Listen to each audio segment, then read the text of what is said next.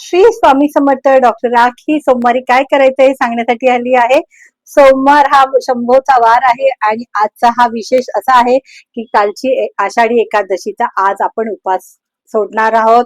आपण केलेल्या विष्णूंसाठी जे पण आपण उपवास केलेले आहेत आपल्या मनोकामना पूर्ण होण्यासाठी ते सगळी पूर्ण होत हीच आपली विष्णू लक्ष्मी चरणी प्रार्थना आहे.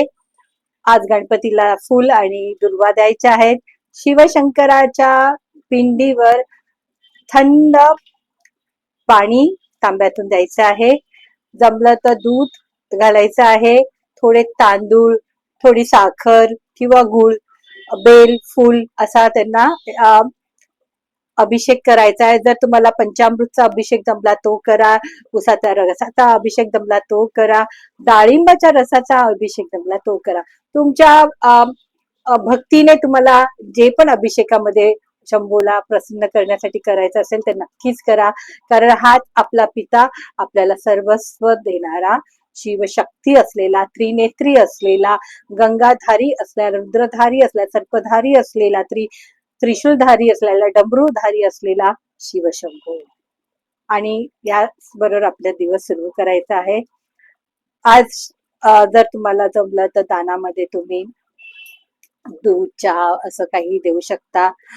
आजच्या विशेष दिवशी आता विष्णू आपले 4 महिन्यासाठी निद्रेमध्ये गेलेले आहेत. ते शांत होत आहेत. पण ते शांत जरी असले तरी ते आपल्या भक्तीमधून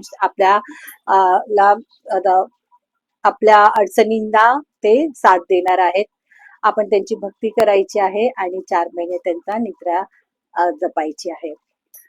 आता ह्या काळामध्ये आपण आषाढी एकादशी साजरी करा. आषाढी एकादशीला महाराष्ट्रामध्ये तळतात, म्हणजे काही वस्तू तळतात. जसं पुरी आहे, पापड आहे, कुरडया आहे, अशी तळी असते, भजी आहेत. परत असं वेगवेगळ्या पद्धतीच्या तळायच्या वस्तू तळून आषाढी साजरी केली जाते. तर अशा वेळेला आज आपण त्याप्रमाणे आषाढी साजरी करायची आहे. श्री स्वामी समर्थ.